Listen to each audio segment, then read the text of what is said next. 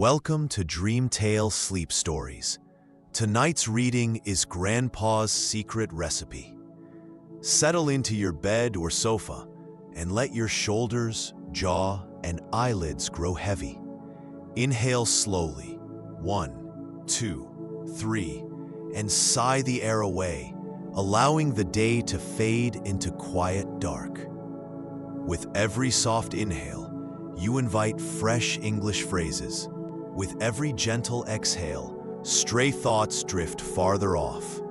Behind my voice flows a gentle theta wave melody, renowned for guiding the mind toward deep relaxation. Soon the music will shift into soothing alpha wave tones, carrying you toward a calm shoreline of dreams. Keep your eyes closed or follow the captions, whichever feels right. Simply receive the rhythm and resonance of the language. Deep in rest, tonight's phrases will take root like seeds, ready to bloom into stronger English skills with the morning light. When you feel settled, hold that unhurried breath and allow yourself to drift into the tale. Grandpa's Secret Recipe begins now, and when the story's final line has faded, the music will linger a little longer, carrying you gently deeper into sleep. Grandpa's Secret Recipe.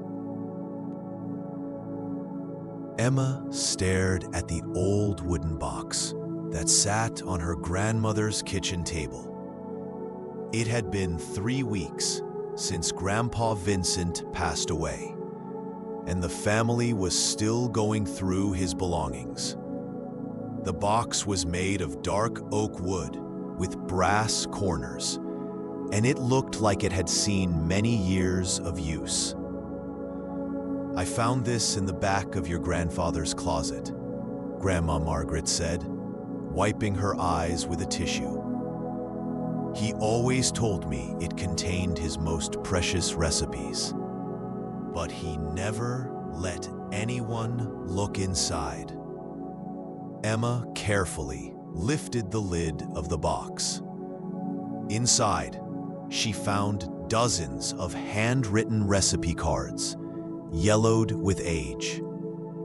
The handwriting was her grandfather's, but it looked different from the shopping lists and birthday cards she remembered. This writing was more careful, more deliberate. The first card caught her attention immediately. It was titled Memory Soup and had unusual ingredients listed. 3 cups of childhood laughter, 2 tablespoons of mother's tears, 1 handful of forgotten dreams. Emma frowned and looked at her grandmother. "Grandma, this doesn't look like a normal recipe," Emma said, holding up the card. Margaret adjusted her glasses and looked at the card. "Your grandfather always was a poet at heart," she said with a sad smile. "Maybe these are just his creative way of writing down cooking instructions." Emma wasn't convinced. She had spent every summer at her grandparents' house until she was 12, and she had watched Grandpa Vincent cook hundreds of meals. He was practical and precise in the kitchen, not poetic or mysterious. She picked up another card. This one was called Healing Bread, and the instructions read, "Mix flour with the wisdom of 3 generations. Add water blessed by morning sun. Knead with hands that have known both sorrow and joy. Bake until golden, like the sunset over the old country." "Grandma, do you know what the old country means?" Emma asked. Margaret's expression changed. She looked uncomfortable and began organizing the papers on the table. "Your grandfather came from Italy when he was young. He probably meant Italy. But Emma sensed there was more to the story. She had always known that Grandpa Vincent came from Europe, but he rarely talked about his life before America. When she was younger, she had asked him about his childhood, and he would change the subject or distract her with a story about something else. Emma spent the rest of the afternoon going through the recipe cards. There were dozens of them, each more mysterious than the last. Courage cake, truth tea, forgiveness stew. None of them sounded like actual food recipes. At the bottom of the box, Emma found something that made her heart skip a beat. It was a photograph of a young man who looked exactly like her grandfather, standing in front of a small restaurant. The sign above the door was written in a language she didn't recognize, but at the bottom of the photo, someone had written in pencil, "Vincent's Place, Prague, 1943. Emma stared at the photograph. Prague was in Czechoslovakia, not Italy, and 1943 was during World War II. She had always been told that her grandfather came to America from Italy in the 1950s. Why would there be a photo of him in Prague during the war? She looked at the photo more carefully. The young man was wearing an apron and holding a ladle, smiling at the camera. Behind him, through the restaurant window, she could see other people eating at tables. It looked like a normal, happy scene, but Emma knew that 1943 was not a normal, happy time in that part of Europe. Emma decided to take the box home with her. She told her grandmother that she wanted to study the recipes and maybe try to cook some of them. Margaret seemed relieved to have the box out of her house. That evening, Emma sat in her bedroom with the recipe cards spread out on her desk. She had her laptop open and was searching for information about Prague during World War II. What she found made her stomach feel sick. In 1943, Prague was occupied by Nazi Germany. Jewish families were being arrested and sent to concentration camps. Thousands of people were hiding or trying to escape. It was not a time when someone would be running a happy restaurant and posing for photographs. Emma picked up the memory soup recipe card again and read it more carefully. At the bottom, in very small handwriting, she found something she had missed before. For those who cannot go home. Suddenly, the recipe made more sense. It wasn't about actual soup. It was about comfort for people who were displaced, who had lost their homes and families. The childhood laughter and forgotten dreams weren't ingredients. They were memories that people carried with them when they had nothing else left. Emma felt a chill run down her spine. She looked at the other recipes with new understanding. Healing bread for people who were hurt and scared. Courage cake for those who needed strength to face another day. Truth tea for people who had to hide who they really were. Her grandfather hadn't been just a restaurant owner. He had been helping people during the war. Emma picked up her phone and called her father. "Dad, I need to ask you something about Grandpa Vincent." "What is it, sweetheart?" Her father's voice sounded tired. "Did he ever tell you anything about being in Prague during the war?" There was a long silence on the other end of the phone. "Emma, where did you hear about Prague?" I found a photograph in his recipe box. Dad, was Grandpa Vincent Jewish? Another long silence. Emma, this is a conversation we should have in person. Can you come over tomorrow? Emma couldn't sleep that night. She kept thinking about the photograph and the recipe cards. She imagined her young grandfather in that small restaurant in Prague, serving food to people who were afraid and hungry. She thought about the courage it must have taken to help others when his own life was in danger. The next morning, Emma drove to her parents' house. Her father was waiting for her in the living room with a cup of coffee and a serious expression. "Sit down, Emma," he said. "It's time you knew the truth about your grandfather's past." Emma sat on the edge of the sofa, her heart beating fast. "Your grandfather's real name was Vaclav Novak," her father began. "He was born in Prague in 1920. His family owned a small restaurant in the Jewish quarter of the city. When the Nazis occupied Czechoslovakia, Vaclav and his family were in great danger." Emma listened with wide eyes as her father continued the story. In 1942, Vaclav's parents were arrested and sent to a concentration camp. Vaclav managed to escape, but he couldn't save them. He hid in the basement of the family restaurant for months. And during that time, he used the kitchen to feed other Jewish people who were hiding in the city. "The recipe cards," Emma whispered.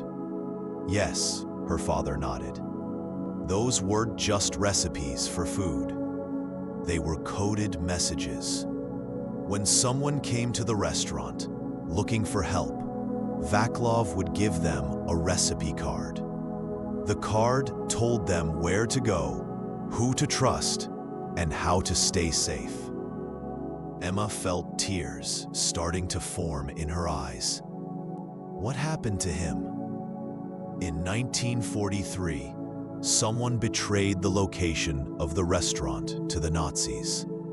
Vaclav barely escaped with his life. He spent the rest of the war moving from place to place, always hiding, always running. When the war ended, he discovered that his parents had died in the concentration camp. He had no family left and nothing to return to in Prague. Emma's father paused and took a sip of his coffee.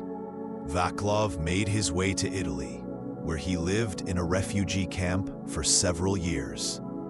That's where he learned to speak Italian and where he got his new identity documents. In 1952, he came to America as Vincent Rossi, an Italian immigrant. He never talked about his past because it was too painful and because he wanted to protect his new family from the truth. Emma wiped her eyes with her sleeve. "Why didn't he ever tell us? Your grandfather carried a lot of guilt about surviving when so many others didn't. He felt that he didn't deserve to have a happy life when his parents and friends had died. He spent the rest of his life trying to make up for being a survivor by taking care of everyone around him." Emma thought about her grandfather and all the times he had cooked for the family, all the neighbors he had helped, all the kindness he had shown to everyone he met. Now she understood that his generosity came from a deep understanding of what it meant to lose everything. "The recipe box," Emma said.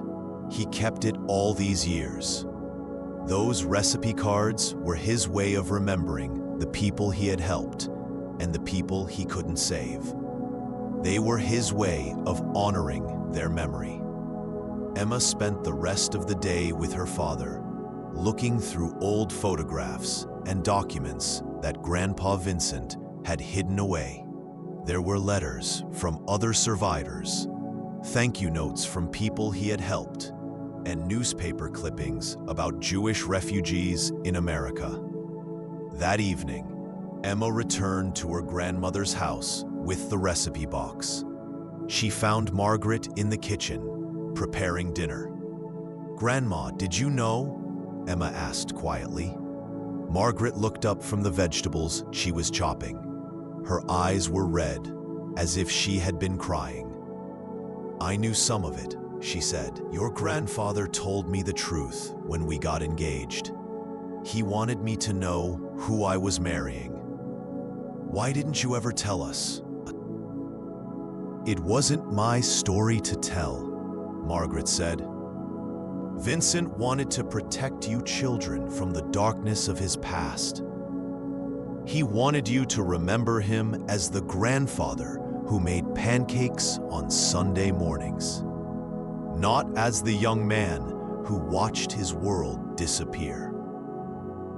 Emma hugged her grandmother tightly. "I want to cook one of his recipes," she said. "A real one, not the coded ones. Do you have any of his actual cooking recipes?"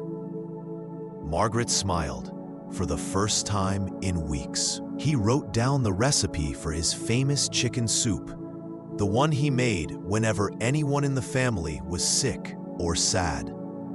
He said it was his mother's recipe from before the war. They spent the evening cooking together, following Vincent's handwritten instructions for chicken soup. As they chopped vegetables and boiled bones, Margaret told Emma stories about Vincent's life in America, about how he had worked 3 jobs to save money for their wedding, about how he had cried with joy when each of his children was born. He used to say that every meal was a celebration, Margaret said as they stirred the soup. He said that when you have enough food to share with others, you have been blessed beyond measure. When the soup was ready, Emma called her parents and her aunts and uncles. Within an hour, the kitchen was full of family members, all gathered around the table to share the soup that connected them to their grandfather's memory. As Emma tasted the soup, she thought about all the people her grandfather had fed over the years. The Jewish refugees in Prague, the hungry immigrants in the Italian refugee camp, his own family in America, and countless neighbors and friends who had shared meals at his table. She thought about the recipe cards in the wooden box and realized that they weren't just historical artifacts. They were reminders that food is more than nutrition. It's comfort, connection, and love. They were reminders that even in the darkest times, there are people who risk everything to help others. After dinner, Emma took the wooden box home with her.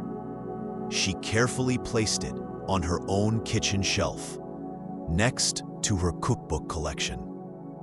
She knew that she would never use the coded recipes, but she would treasure them as symbols of her grandfather's courage and compassion.